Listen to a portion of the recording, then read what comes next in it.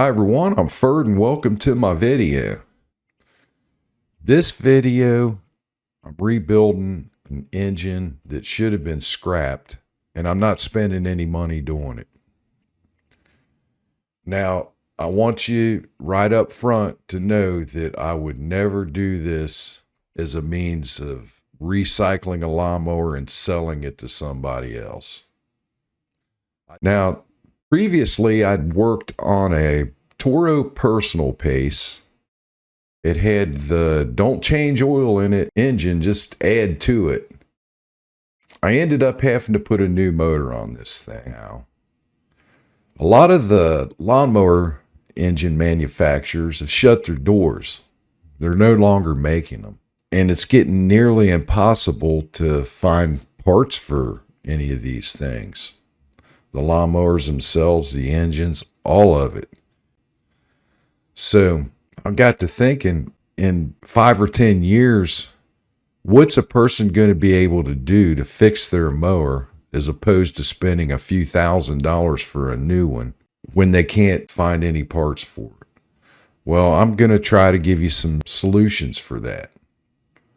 I went back into my childhood days, thought of a lot of the things that I used to do back then when I didn't have any money to buy parts. What did I do to fix things like that?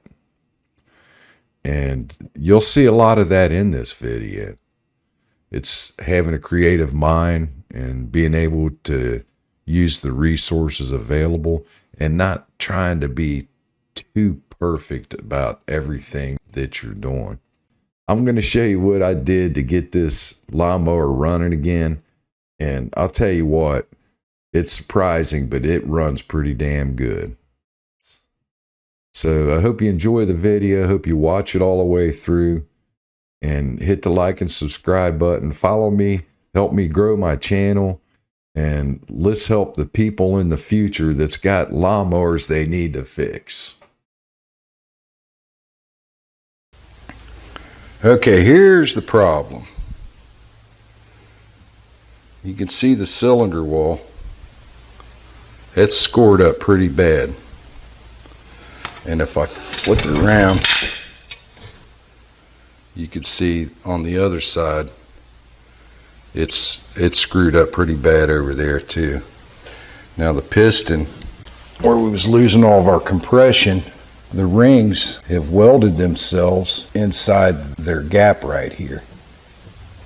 In my opinion, this motor's gone. Okay, I want to start out, talk about this piston. The rings were welded in on this side right here,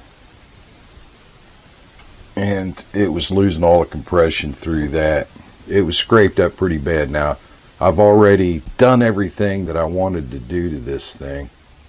But one thing I wanted to note about the oil rings, these outer rings, you have to get those off before you can get that inner one out. These kind of lock that inner one in its place. And when I took these rings out, it took me a long time of just, especially these right here, where they were stuck in there, of just wiggling them back and forth and up and down. But my goal is to save everything.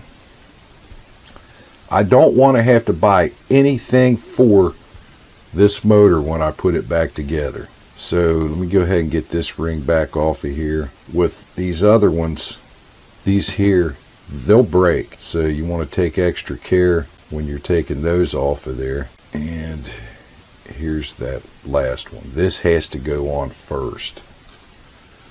But anyway, once I got it off, I took a fingernail file and just filed the thing back smooth again and opened that gap back up in there to where that ring is going to fit back in there and be able to move around like it's supposed to.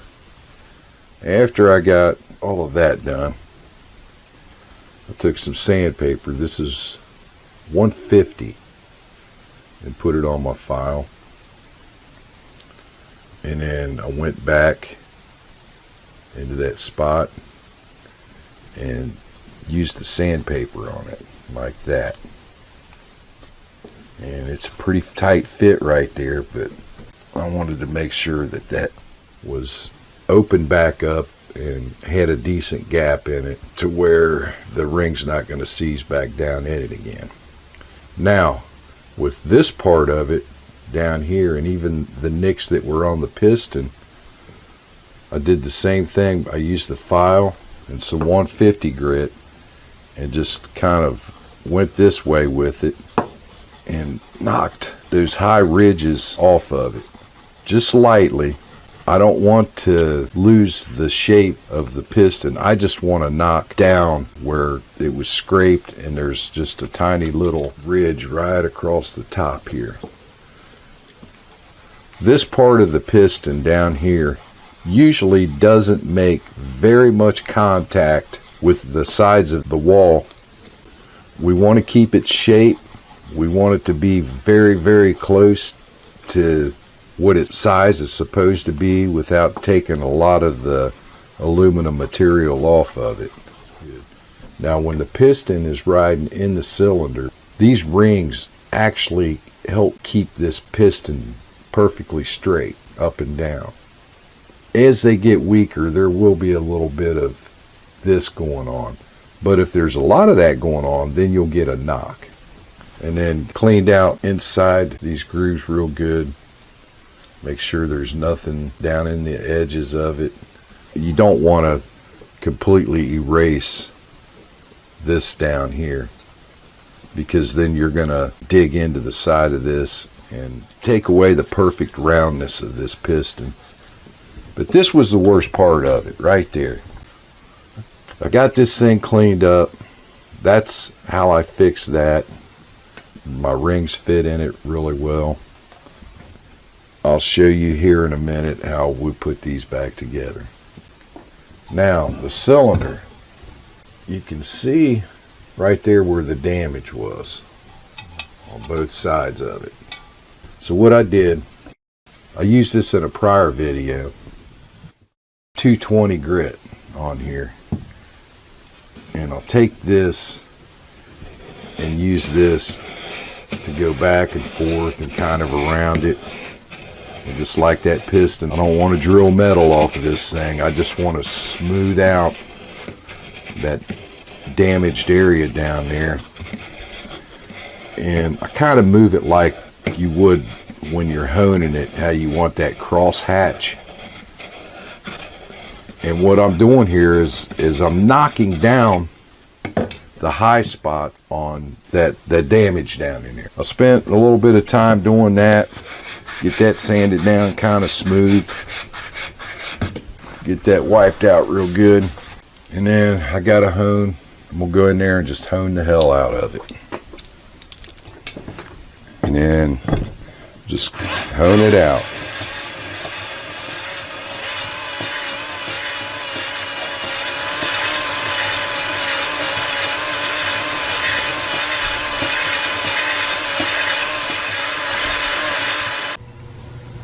Okay, I got everything sparkling clean. Rinsed it out with some gas, then I took it up, washed it with some Dawn dishwashing soap, took them back outside and wiped them down and rinsed them off with gasoline again. Blew everything out. Just really took my time cleaning these things up because there was a lot of metal down in there. So I was thinking about just using silicone to put the two back together. A lot of the Honda engines, most all of them, are silicone together right there. I'm going to try to make a gasket for it. It just goes around the outside of this. The one they had was pretty thin, and the reason why I'm wanting to do a gasket is because a lot of times the end play that you have for your crankshaft is determined by the thickness of that gasket. So I'm going to try to make one here. I got a piece of paper, and then I'm going to take, this is just some windshield washing fluid, and I'm going to get this thing wet all the way around the outside edge of it. And then I'm just going to take my piece of paper and drop it down on there like that. You can see the outline that I have for my gasket. And before that has a chance to dry, I'm going to see if I can't outline this. My main concern is on the inside part of this gasket. Add about 1/8 to 1/4 inch all the way around it. We'll touch up the outside later. After cutting this thing out at the top, I used my thumb to get a better impression of around the bottom part of the sump. Here's the rough gasket that I've came up with, just cut out of that piece of paper. This is some gasket material. It's 1/64 inches thick, which looks to be about the same thickness as this old gasket here. So I'm going to transfer my drawing off of this onto that, and then cut it out and get me a gasket for this thing. I've transferred my rough pattern onto there. Earlier I mentioned cleaning up the outside of the gasket from the rough drawing. And right here, after I'd centered the sump up on where I'd transferred the drawing onto this gasket material, I was able to take the pencil and go around the outside of this sump and draw the outline of the outside of the gasket. And kind of cleaned it up all around the edges and everything. And I took a razor and I had to shave this pencil down where I can mark my holes. And then I've went around it with the flashlight around the outside to make sure that everything's lining up the way that it should. So I'm going to mark my holes.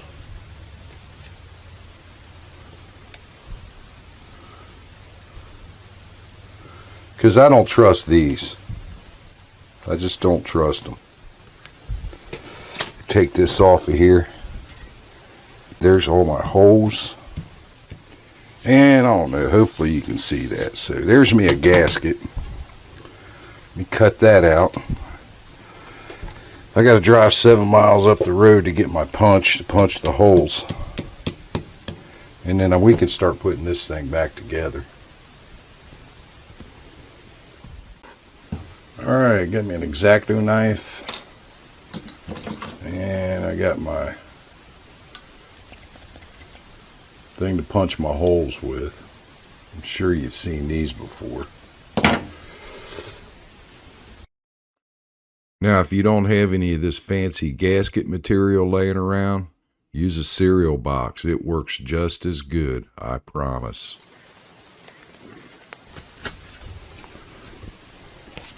Alright, I can put that in my roll and make a few more gaskets out of that. But anyway, you get the picture. I'm actually cutting this gasket in real time. Psych. And there we go.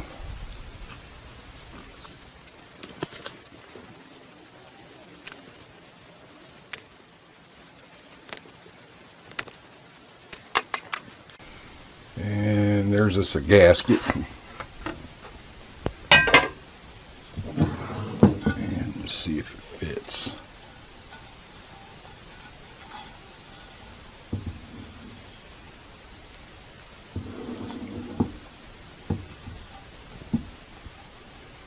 Not too bad. Ready to put it back together.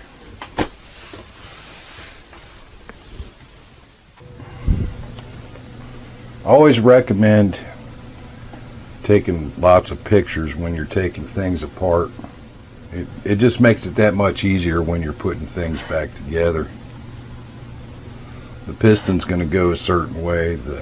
It's got markings on it that's going to go a certain way. When I took the piston off of it, I took several pictures to show me which way my connecting rod is going to go back in it. And right here you can see the little X in the picture, which is right here where my finger is. Looking at it like this, the bolts are facing back towards me. I'm this way. So this is the proper way that it's going to go in. Got a wrist pin, and I might have to tap this thing in. Some of them will just slide right through there, and some of them are actually pressed in. And this one may need a little bit of persuasion, so I'm going to oil this thing up. We'll put some assembly lube inside here. So I'll get that started like that.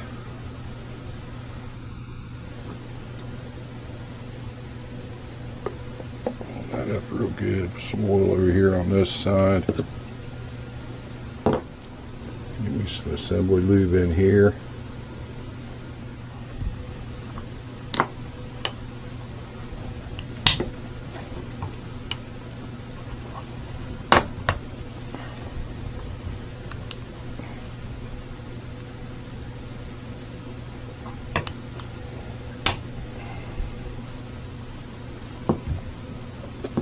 There we go. I was able to press it in there without getting the old hammer out.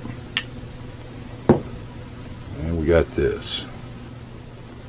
Get it started in there. There we go.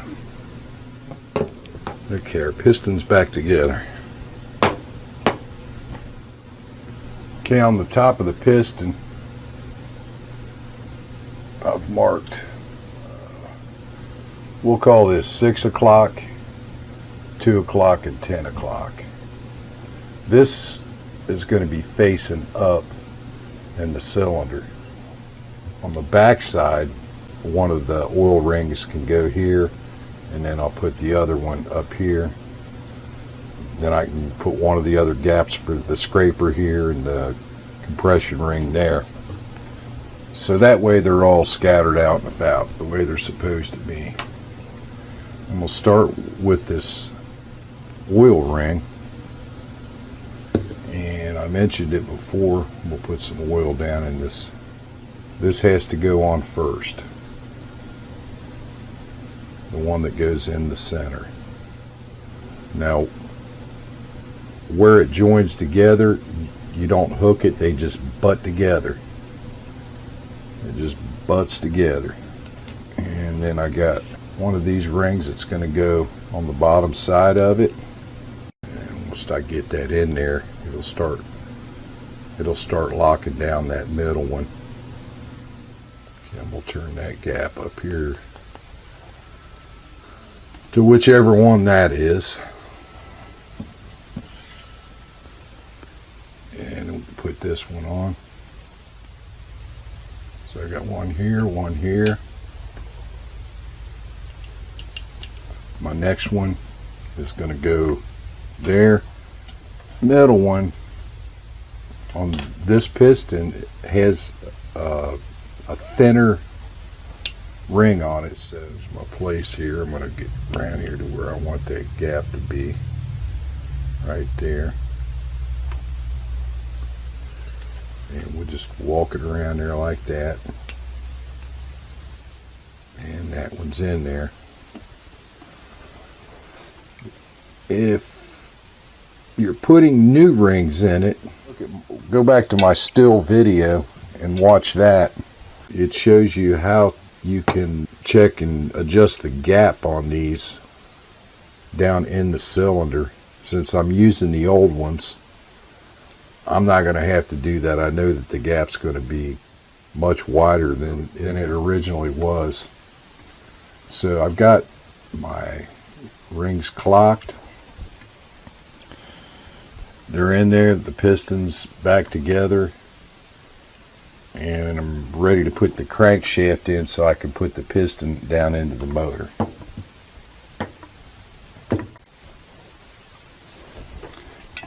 I got a little cup there that I've got this setting on, so when I poke this thing through there, it won't roll over on me. So I'll lube this up real good. I'm using all my old seals, and they should be okay. As new as this motor is, make sure that the inside of this motor, all these internal parts are very, very clean. It's really important. Okay, just like that. Now we're ready to put the piston in it.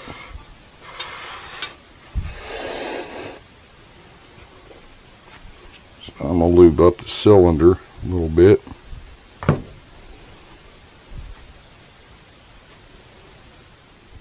And I am not driving 7 miles back up the road again to get my ring compressor. It's up there, so we're going to just have to fish them in there. And also I got some 10W30. I'm just going to put a little bit of that on my finger and mix that in there with it. Flip this up so you can see.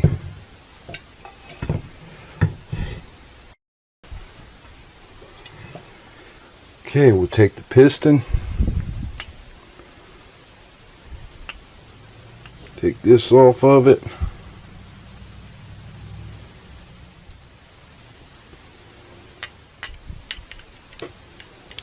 move that up.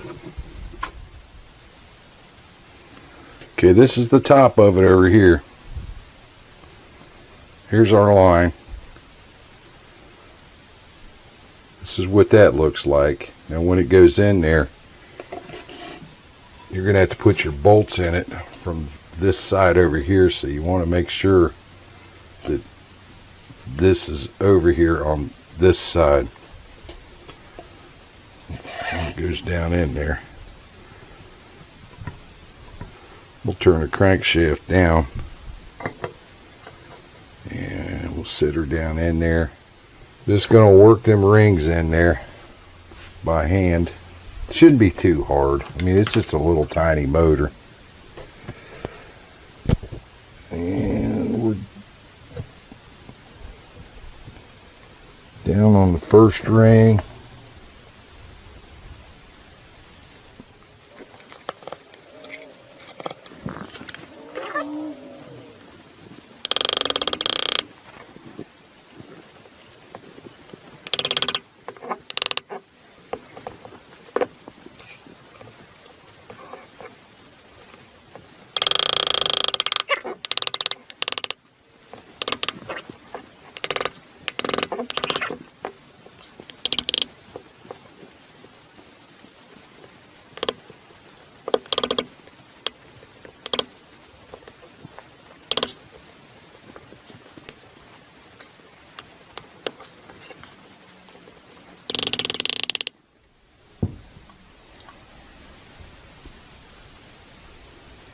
Get the oil rings in.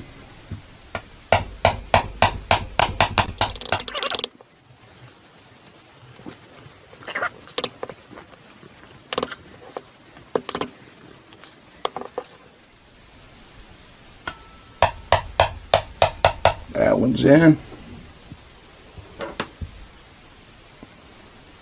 Make sure your crankshaft is all the way down. You don't want that thing to hit it.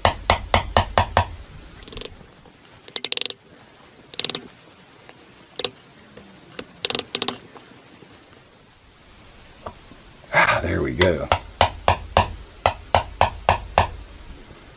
Okay.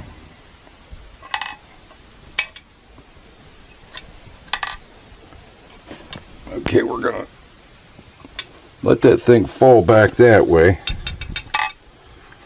And then push it on down, bring our crankshaft up to it.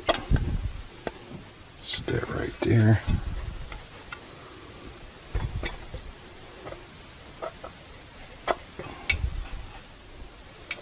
Okay, feels like we've got it on there.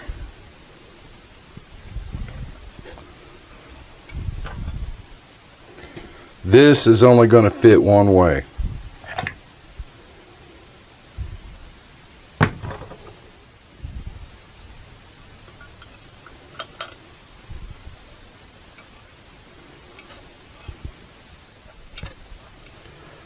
And as you're turning them in, just kind of wiggle and jiggle as you go.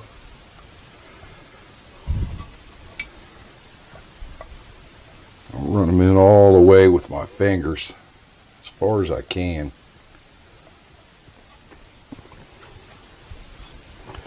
Okay, I should be able to get down in there with a socket. That's the 5/16.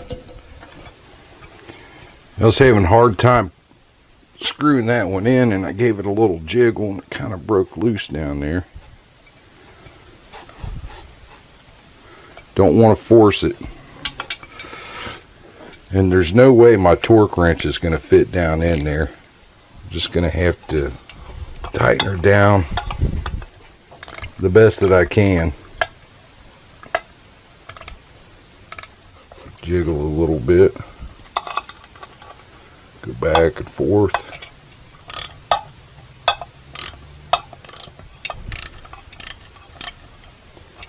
Could feel it coming together.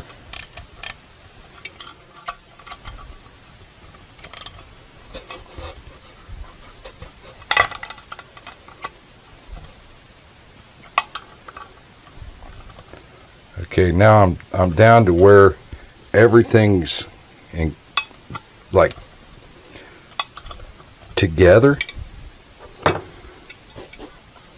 and I'm going to check it and make sure that everything goes up and down good. That feels good. So now I'm going to crank it down.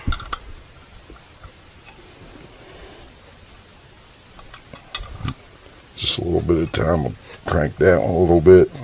So that's a pretty good tug there. And there we go. Piston's going up and down. Everything looks good. Everything feels good. Now we'll put the cam in it. If by chance, when you're cleaning up your cam and that little spring comes off, like mine did, this is what it should look like when it's back on there properly. You won't have to wrap it around or anything like that. Be careful with it when you're cleaning this thing. Take a picture of it.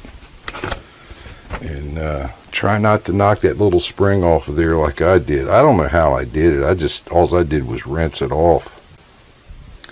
We got to put our lifters in. Get 2 of them. It's going to go right here. One there. And then another one right above it. That one right above it right there.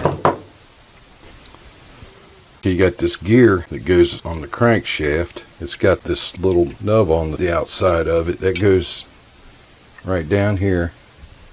And then up here on the top, if you look very carefully on one of the gears, there's a little arrow. Just slide that down on there. Make sure it locks in that little notch down there. We'll put our washer on it, and we're ready for the cam. Cam also has a mark on it. Lube this thing up right here around the lobes.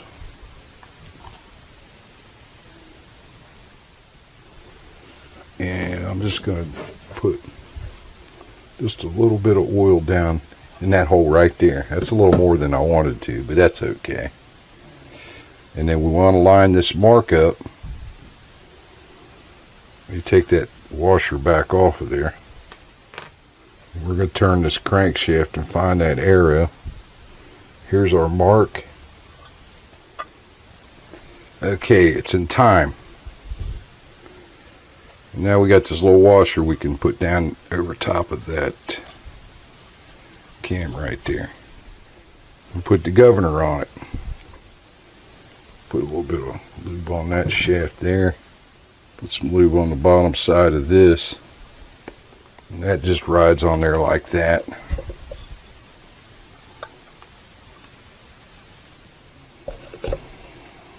Just put that on there like that for right now. Now we're ready to put the sump back on it. Okay, and we'll get this thing ready. Because I made my gasket, and it's not one of those fancy ones like they had on it with it was coated with silicone on both sides of it. I'm going to use some Permatex number 2. And I'm just going to put it on this one side. Just something that I've always done. What this will do, it actually will keep the gasket in place and keep it from blowing out in an area like this or down here, one of these long stretches between the bolts.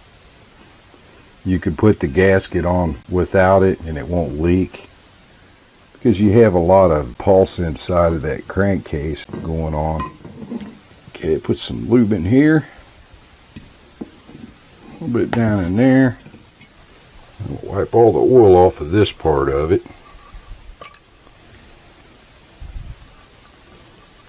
Set the gasket on there.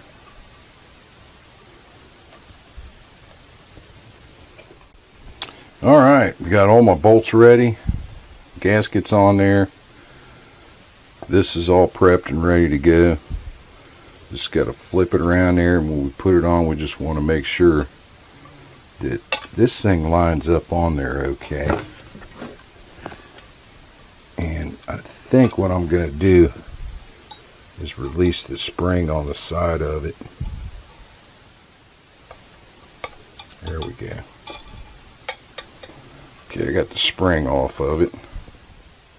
It's going to go there, so when we put the sump on, it'll put it up in the position that it's supposed to be. Flip this thing over. And slide it down on there.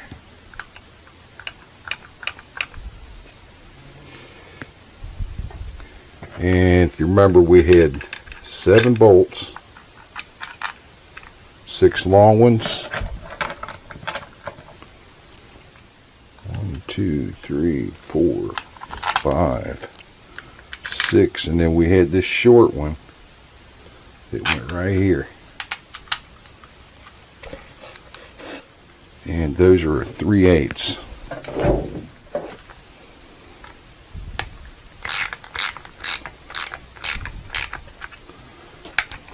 Now I'm going to do that old trick for the young folks out there. I'm going to turn them backwards. Wait for that click like you just heard there. One of the reasons I'm doing this here is because my little punch for the gaskets didn't really make the holes quite big enough, and the gasket's kind of stopping it. But you can see I can push down on it, roll it backwards, click, and they go right down in there. These just torque at 90 inch-pounds.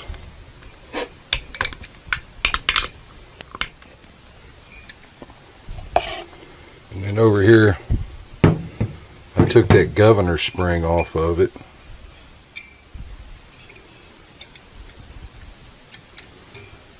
And it goes like that. Okay, I got this cover. Goes on here. This just has silicone around it. So I'm just going to put it around the cover up here. I'm sure it wasn't that much. You got 5/16.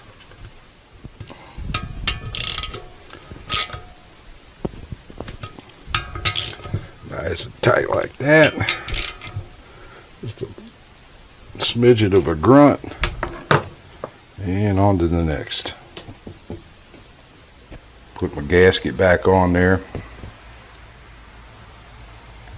that on there. I'm not going to torque him down yet.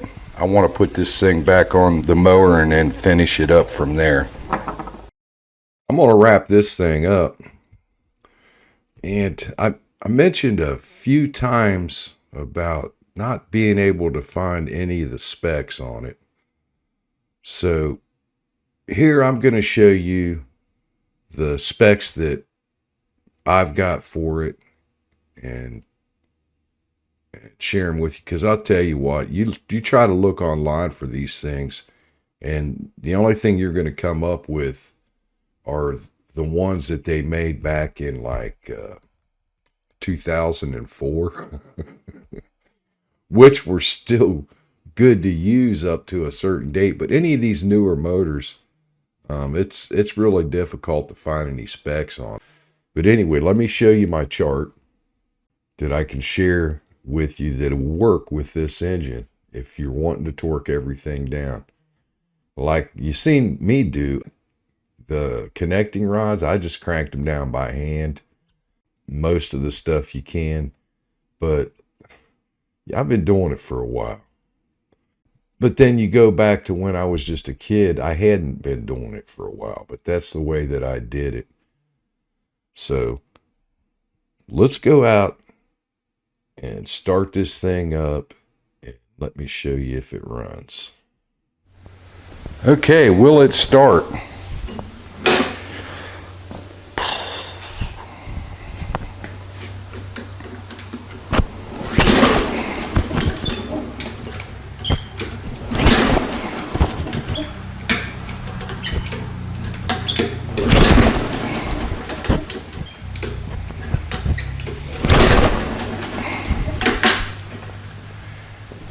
I think it requires a spark plug.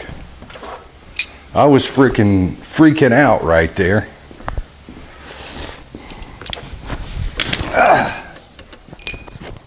I'm like, man, this thing still hasn't got any compression.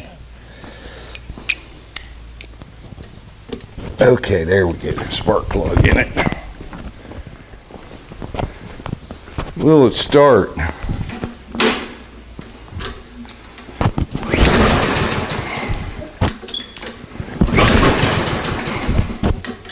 Heard a putt.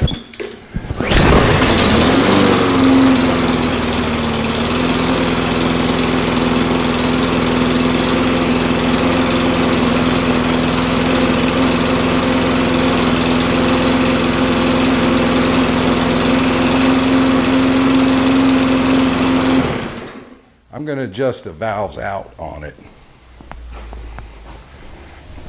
Yeah, I actually had to close those valves a little bit. They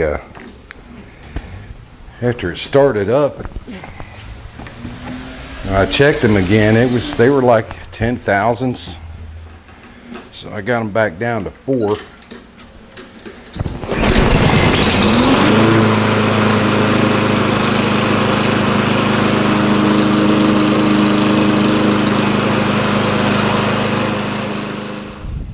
Well, I just cut all of this right here. It's just a small area.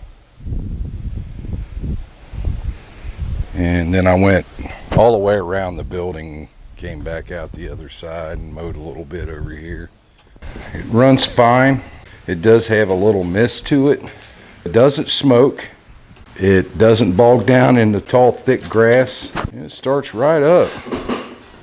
Right now, I'm gonna call it a success.